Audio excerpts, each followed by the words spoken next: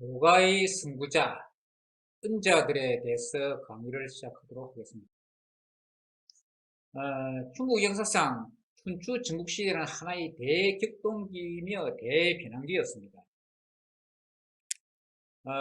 그 당시 춘추 전국시대는 왕정부가 주나라로서 원래 이제 중국 전체 그 당시에 중국 천하는 주나라를 중앙정부로 해서 각 지방정부의 이제 제후들이 분할을 하여서 자치권을 행사하고 있는 그런 상황이었습니다. 그래서 이제 전체적으로 그 주나라의 질서를 잡는 그 제도는 주례라는 것인데, 여기서 주례라는 말은 질서를 말하고, 그리고 그 질서를 잡는 제도를 말합니다. 그러니까 주나라에는 주나라의 제도입니다. 그러니까 주례로서의 주나라의 기존 질서, 주나라의 제도는 어떤 것이냐면, 즉 주나라 중앙정부의 천자를 중심으로 각 지방정부의 제후들이 자신의 지방정부를 다스리는 위계 질서가 있는 그런 제도였습니다. 그런데 그러한 주나라의 제도인 주례에서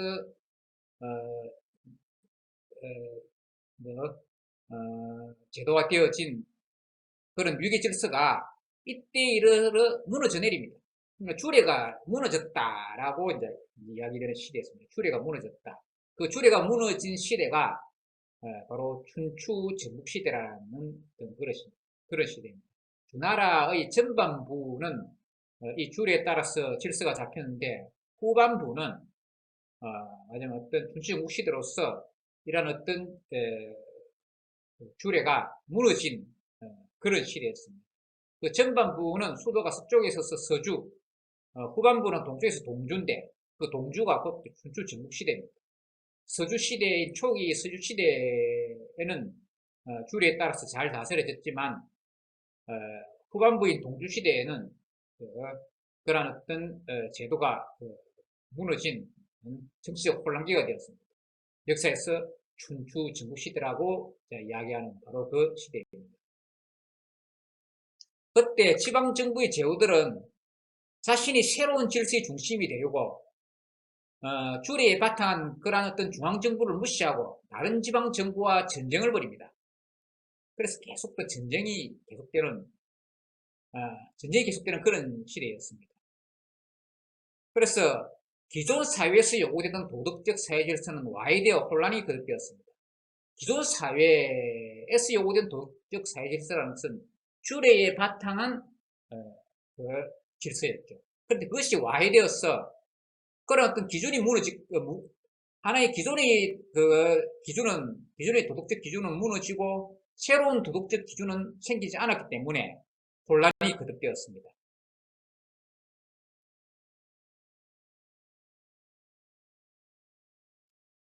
공자는 이 시대를 임금이 임금답지 않고 신하가 신하답지 않으며 아버지가 아버지답지 않고 자식이 자식답지 않다. 군불군 신불신 부불부 자부자라고 이렇게 묘사를 했습니다.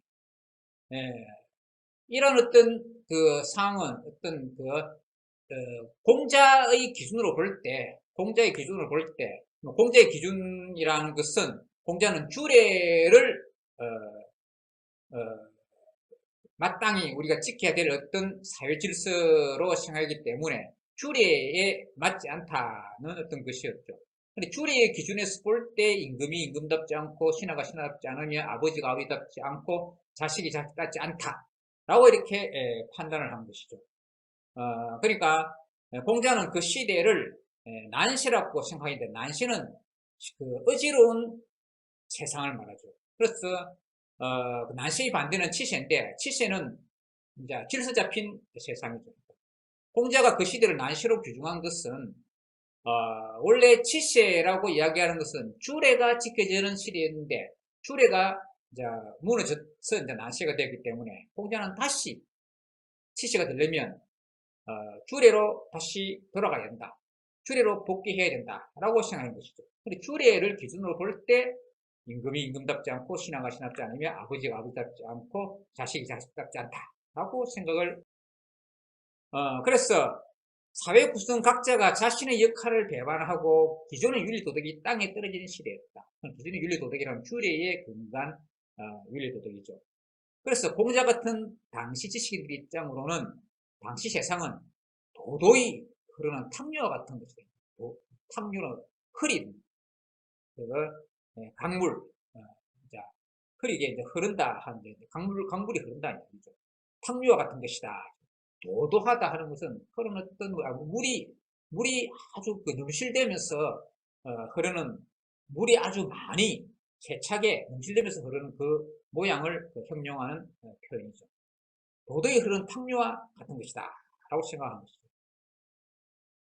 공자 같은 유가 지식인들은 비록 이전과 같은 도덕 질서를 다시 회복하지 어렵다고 이제 생각을 했는데, 그래 막 이제 공자 같은 유가 지식인들은 그들이 생각하는 어떤 기준으로는 이제 목표는 다시 주례로 되돌리자 하는 어떤 그런 생각이었지만은 현실적으로 참 어렵다라고 생각하긴 했죠. 그렇지만은 그래도 노력한다. 결과적으로 안 된다 하더라도 결과에 연연하지 않고 최선의 노력을 다하는 것이 도덕을 추구하는 지식인, 즉 선비, 사의 의무라고 생각을 했습니다. 그러니까 유가 지식인들은 결과보다도 동기를 중시하는 것이죠. 결과적으로 어떻게 되든지 간에 최선을 다한다 라고 이제 생각을 한 것이죠. 공자를 그린 모습입니다. 그런데 마찬가지로 탕류 같은 당시 천하에 불만을 가졌지만 그 처시의 태도는 공자 같은 이들과 달리 차라리 숨어 살며 세상의 탕류에 몸을 더럽히지 않겠다는 지식이었던 은자들이 있었습니다. 그 은자, 숨어 사는 사람, 은둔한 사람, 숨어 사는 사람, 은둔한 사람, 숨어 사는 사람입니다. 숨을 은자, 숨다 은자죠. 숨다 은자. 우리가 제자백과에 뭐 공자, 뭐 맹자, 노자, 장사할 때 자자나 아들 자자죠. 뭐 아들이라는 의미는 아니고 선생님이라는 의미인데, 그것은 이제 일종의 이제는 선생님이라는 의미로서 공자 같으면 공식성을 가진 선생님, 뭐 이런 어떤 고유명사화된 자 말이지만 여기서는 이 자는 놈자이기 때문에 뭐만 사람들이기 때문에 은자는 특정한 사람을 말하는 고유명사가 아니고 보통명사입니다. 보통명사로서 숨어 사는 사람, 은둔한 사람을 말합니다. 그리고 이제 은자들이 있었다. 그러니까 공자 같은 사람은 뭐 결과에 연연하지 않고 그래도 천하를 바꿔보려고 현실 참여해서 노력을 한다는 이야기죠. 그렇지만은 거기에 대해 가지고 이러한 사람들은 어차피 안 되는 세상이다. 차라리 우리 자신만이라도 깨끗하게 살자 라고 하면서 세상에 있던 더러운 세상에 있던 탕류, 흐린 물에 몸을 담그지 않겠다. 세상의 탕류에 몸을 더럽히지 않겠다는 그런 어떤 처세 태도로 숨어 살았는데 그렇게 숨어 산 사람들을 은자들이라 그런다는 이야기입니다. 그런데 중국의 옛 문헌상에서 이런 은자가 있었다라고 하면서 이제 이야기를 하는데, 이런 은자의 원족적인 사람으로서 허유와 소보를 듭니다. 허유라는 사람과 소보. 여기 뒤에는 이제 우리 흔히는 이제 아비부자 해가지고 아비부자니까 부로 있어요. 부로 읽는데 여기서는 아비란 뜻이 아니고 남자의 미친 곳 부자. 그러니까 남자를 일컬으면서 좀 남자를 좀 약간 찬양하는 그런 표현으로서 일컫는 그런 표현입니다. 소보. 그러니까 소부라 읽지 않고 이 경우에는 소보라 했습니다. 뭐 현대 중국 발음으로는 아버지로 읽거나 뭐 이런 식으로 남자인 미칭으로 읽거나 다 그냥 후로서 발음입니다. 같은데 우리 한자음으로 차이 나게 읽고 있습니다. 근데 이런 전설 같은 이야기가 있습니다. 옛날에 이제 그 허유나 소보가 살던 시대는 이제 그 중국에서 요임금이 살던 그 시대, 요임금이 천하를 다스리던 시대였어요. 그런데 요임금이 허유란 사람에게 이제 당신한테 내 천하를 넘겨주겠다 했다. 천하를 넘겨줄 테니까 당신이 천하를 다스려봐라. 그러니까 당신이 천자가 되라. 뭐 이런 뜻이죠. 그러니까 그래서 천하를 넘겨주려 하자 그 허유는 이 천하는 이제 도도히 탕류가 흐르는 세상이다. 그러니까 좀 더럽다, 이 천하, 더럽다. 앞에 도도히 탕류가 흐른다 하는 말은 앞에 이제는 공자 시대의 이야기인데, 공자 시대, 여기 지금 요임금 시대는 공자보다 한참 앞의 시대입니다. 한참 앞의 시대 가지고, 육아에서는 요임금 시대는 아주 깨끗한 시대고, 아주 잘 다스려진 이상사회라고 합니다. 그렇지만은, 춘추전국 시대 같은 그런 진짜 탕류의 더러운 세상도 아니고 아주 깨끗한 세상이지만은 그래도 허유 같은 그 은자들에 있어서는 세상 자체가 더럽다, 세상 자체가. 세상 자체가 더럽기 때문에 거기에 관여하지 않겠다는 그 이야기다. 그래서, 허유란 사람이 그 시냇가에서, 이 더러운 소리를, 그러니까 요임금이 그 천하를 넘겨주려 하니까 더러운 천하를 갖다가 넘겨주려 한다 하니까 그 이야기를 들었다고 내 길을 더럽혔다 해가지고 더럽혀진 길을 씻겠다면서 시냇가에서 시냇물에서 이제 길을 씻었습니다. 그때 그 이웃에 소보라는 사람이 있었는데 허유도 은자의 한 사람이고 소보도 은자의 한 사람인데 소보가 자신이 키우는 소를 데리고 와가지고 소에게 물을 먹이려 했습니다. 그런데 허유가 길을 씻고 있었습니다. 그래서 소보가 허유한테 아니 자네 뭐하고 있는가? 라고 이야기하니까 내 이야기 좀 들어보게. 글쎄 말이야 요임금이 내한테 천하를 넘겨준다 하네. 천하를 물려준다 하네. 어떻게 그런 소리를 할 수 있는가? 그 요임금이 말이야 더러운 천하를 나한테 물려주려 한다. 넘겨주려 한다. 라고 한다. 그래서 더러운 천하를 넘겨주려는 그런 더러운 소리를 들었기 때문에 이제 길을 씻는다. 그렇게 했다. 그런데 그 소리를 들은 소보가 그 소리를 듣고 나서는 소에게 물을 먹이려 하다가 물을 먹이지 않고 상류로 끌고 가려 했다. 그래서 허유가 아니 자네 소한테 물을 먹이려 하다가 왜 물을 안 먹이고 왜 다른 데로 가려 하느냐? 상류로 가려 하냐? 라고 하니까 소보가 자네가 요임금이 더러운 천하를 물려주겠다고 하는 그 더러운 소리를 들은 그 더러운 길을 씻은 그 더러운 물을 내 소에게 먹이지 않겠다. 라고 이야기하면서 더 깨끗한 상류의 물을 먹이겠다면서 이제 소를 끌고 왔다는 이야기다. 그래서 요임금이 허유에게 천을 넘겨주려 하자 허유가 천하를 물려준 더러운 소리를 들었다면 시냇물에 길을 씻었고 그 소리를 들은 소보는 소에게 상류의 물을 먹이러 갔다는 그런 전설적인 이야기가 있다. 실제인가는 모르겠지만 그런 이야기가 있다는 이야기입니다. 근본적으로 이제는 육아에서는 요임금 시대가 아주 이상사회가 가장 깨끗한 그 세상이라고 그런 시대라고 하는데 허유나 소보 같은 이런 은자들 입장에서는 아무리 잘 다스려져봤자 천하 자체가 어차피 더럽다 해가지고 진짜 천하 일에 관여하지 않고 이제 숨어 산다는 이야기죠.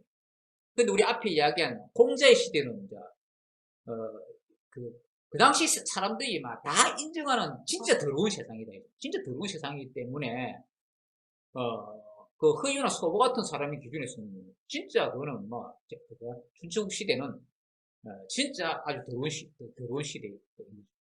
그런데 요임금 시대는 통상 가장 깨끗한 시대를 하는데도 허유나 소보는 싫다는 이야기죠.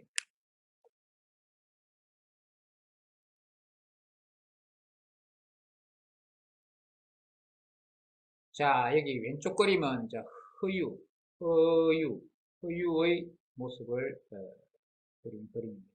허유가 이제 시냇가에서 이제 귀를 씻으려고 이렇게 하고 있는 것입니다. 여기 이제 오른쪽 그림은 소보입니다. 소보의 모습을 이제 그렸다고 합니다.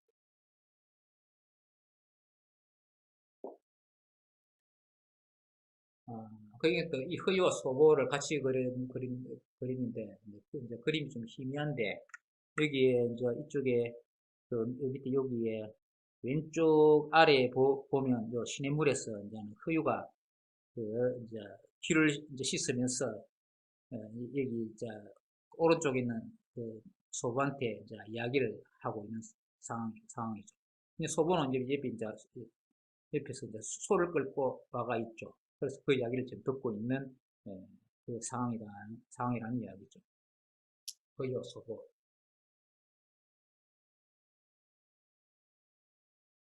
허유의 이야기는 공자 당시보다 훨씬 전인 요순시대입니다. 그런데 그 한참 뒤에 이 공자 당시에도 이제 은자들이 있었다. 공자 당시에도 은자들이 있었는데, 공자는 이제 그런 사람을 일민으로 표현했습니다. 여기 일이라 하는 것은 좀 한가하다는 어떤 그런 의미도 있고, 여기 이런 한가하다는 뜻도 있고, 어떤 빠뜨려졌다.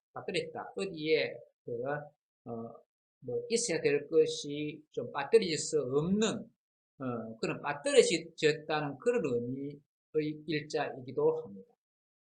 그러니까 좀 그 한간 측면의 의미와 어떤 그 세상과는 좀 담을 쌓고 좀 은둔하기 때문에 빠뜨렸다는 그런 의미도 뭐 양쪽 다 겸해 있다고도 이렇게 볼 수도 있는데, 이제 그러한 백성이라는 의미로서 그 은자를 갖다가 공자는 일민으로 표현하기도 했습니다.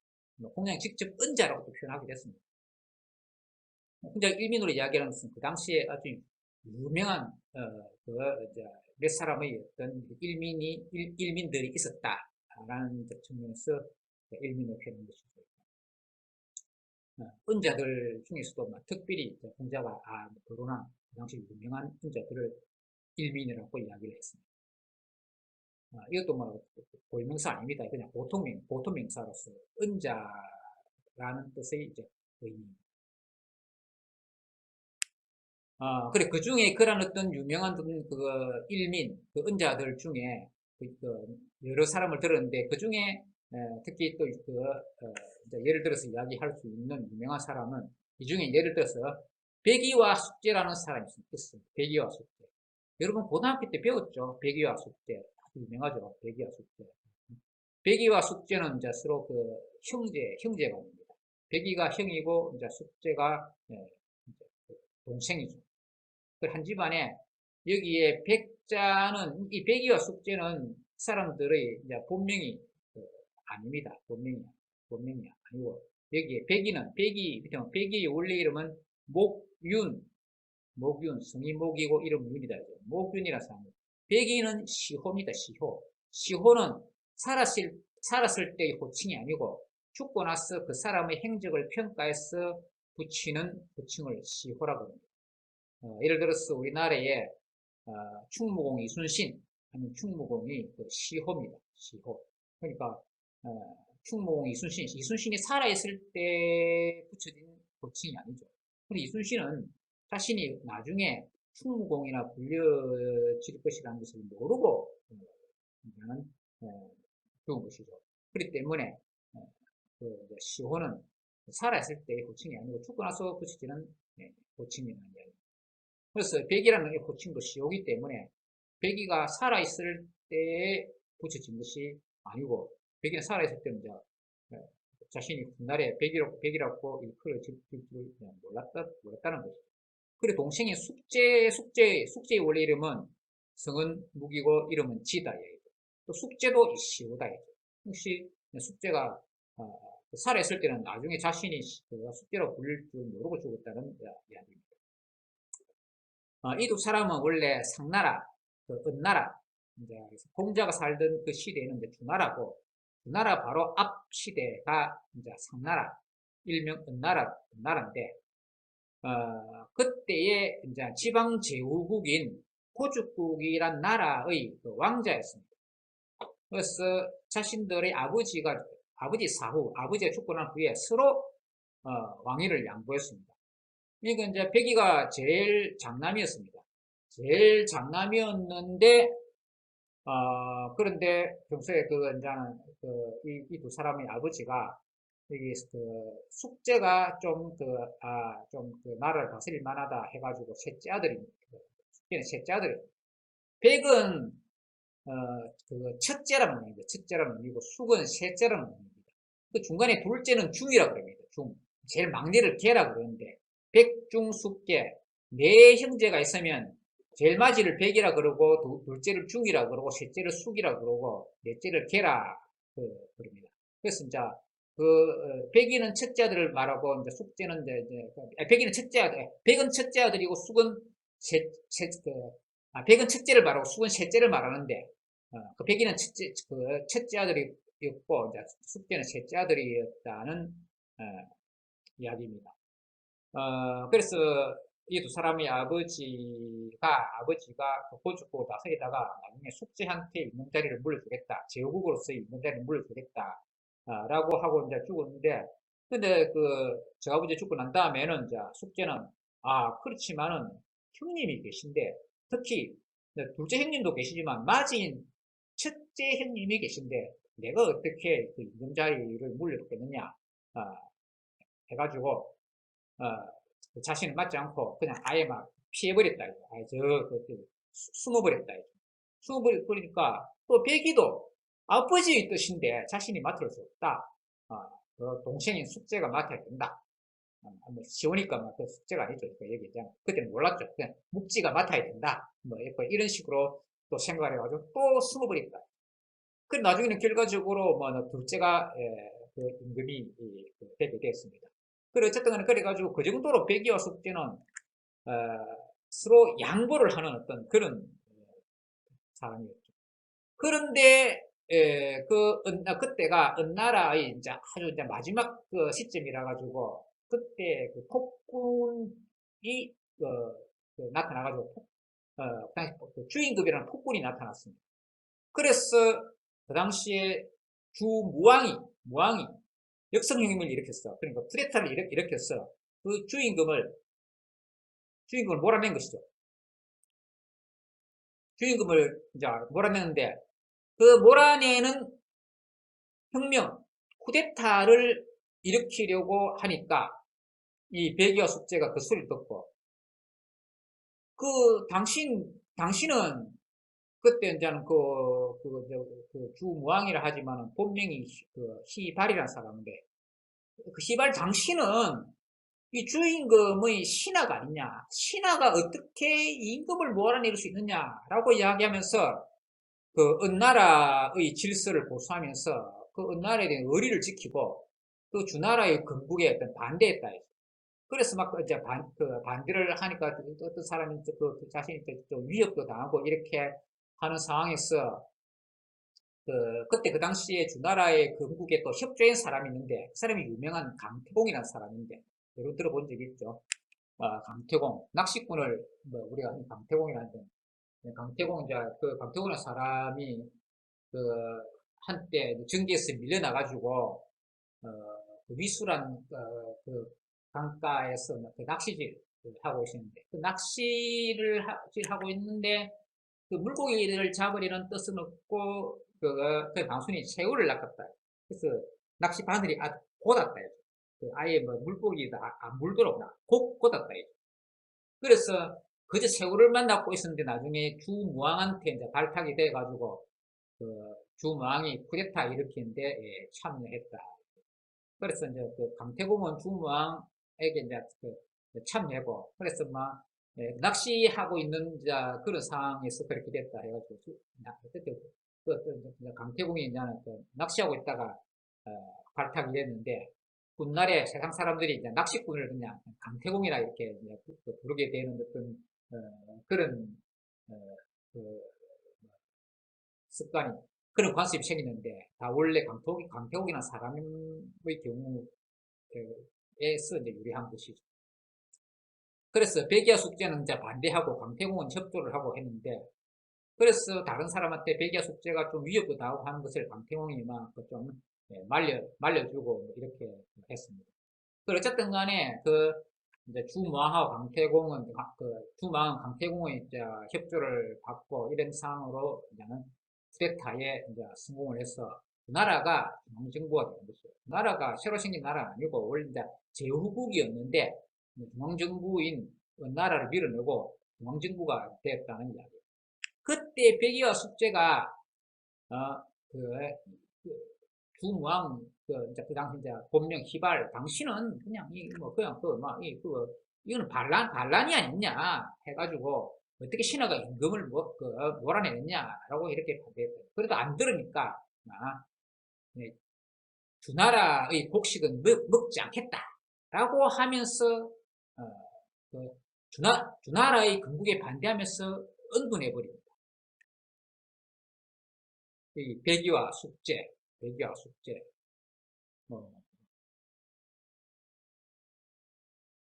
그런데 이 사람들이 이제 어디에 은둔했나 하면 수양산이라는 그 산으로 은둔한 것이죠. 여기에서 이야기한 건 이제 참고적으로 여러분 고등학교 때 배웠죠.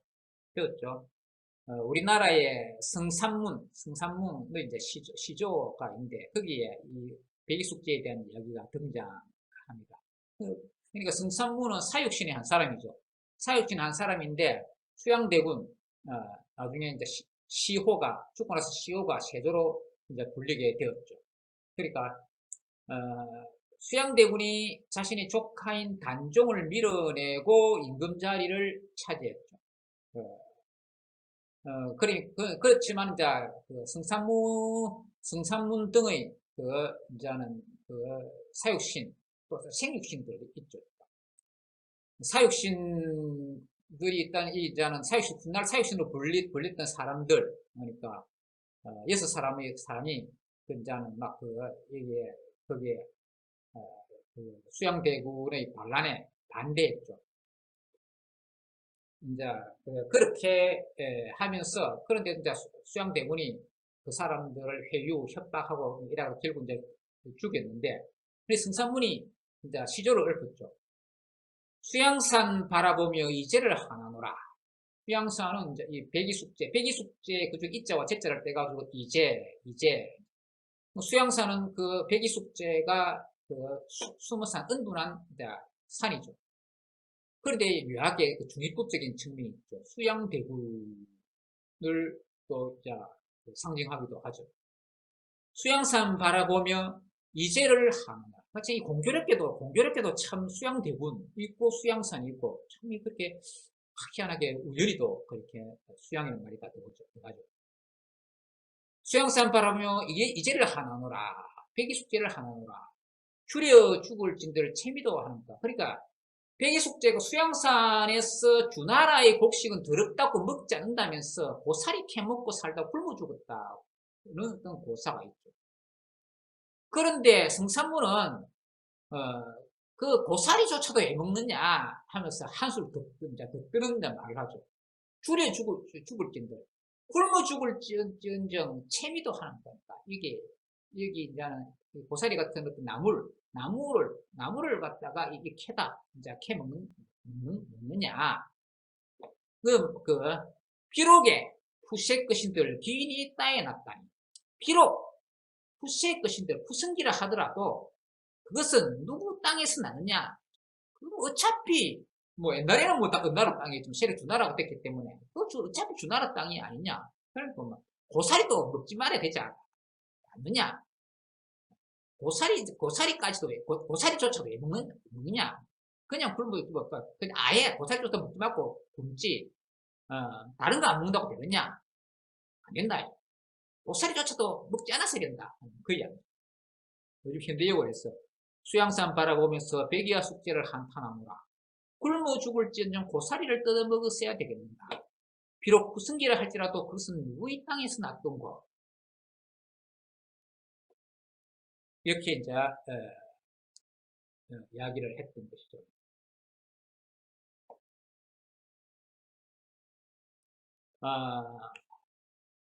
그런 식으로 어떤 백의와 숙제는 하나의 예고. 어쨌든 간에 은자들은 자신을 드러내지 않고 은둔하는 처색 태도를 가졌으므로 그들의 사상이 구체적으로 표시되기는 어려운 것이죠. 왜냐하면 어차피 숨어 사는 사고방식을 가졌는데 자신이 이름을 드러낸다 하는 것 자체가 좀 모순적인 상황이죠. 나는 은자다, 나는 숨어 산다, 나는 누구다 이렇게 이야기한다 그러면 그 이미 또 은자라고도 이야기할 수 없는 것이죠. 그렇기 때문에 은자들은 어차피 자신을 드러내지 않는 사람이기 때문에 그들이 사상이 구체적으로 표시되기 어렵다. 뭐 세상 사람들한테 뭐 엄밀히 이야기하면 이야기도 안 하고 들어가야 되는 거지. 그러니까 그런 사람들이 있다 하더라도 존재조차도 세상으로 백이숙제라는 사람 뭐 있다 하면 그런 사람 세상 사람이 존재조차도 몰라야 되는 것이죠. 알았다 안다 하더라도 그런 사람들이 막 사상이 세상에 알려지기 어려운 것이죠. 어차피 언론했는데 내 사상이 뭡네 하고 알린다 그러면 어차피 그건 언론의 태도가 아닌 것이죠. 그렇기 때문에 그들의 사상이 구체적으로 표시되기는 어렵다. 그래서 다만 논어와 같은 다른 문헌을 통해 간접적으로 전해진다. 논어는 유가의 창시자인 공자의 그 어록이죠. 공자의 어록일 뿐만 아니라 공자의 말뿐만 아니라 공자와 다른 사람들의 대화도 같이 이제 적혀 있는 것이죠. 공자의 말과 행동, 언행이 적혀가 있고 그 당시에 공자와 관련되는 사람들, 제자나 그 당시에 정치적으로 인간관계에 있는 다른 사람들, 그 시대의 다른 사람들과 이렇게 대화한 내용도 이렇게 같이 이렇게 기록되어 있는 것이죠. 그러니까 공자의 은행에 대한 기록이기 때문에 공자가 자기 자신을 스스로 이제 적는 것은 아니기 때문에 공자의 공자의 저서는 아니죠. 공자가 죽고 난 다음에 그 제자들이나 또 후대 사람들이 그 공자 당시의 이제 그 대화 내용과 행동을 기록을 한 것이죠. 그래서 이제 논어라는 이름으로 이제는 후대에 전해진 것이죠. 그래서 이 공자 당시에 은자들이 그 시대의 은자들이 있었는데 그래서 자신들은 어떤 자신들의 사상을 뭐 이제 표현하는 책은 남기지 않았지만 이제 다른 쪽 계통의 문헌 예를 들어서 이제 다만 논어와 같은 다른 문헌을 통해 간접적으로 전해지는 경우가 있다는 이야기.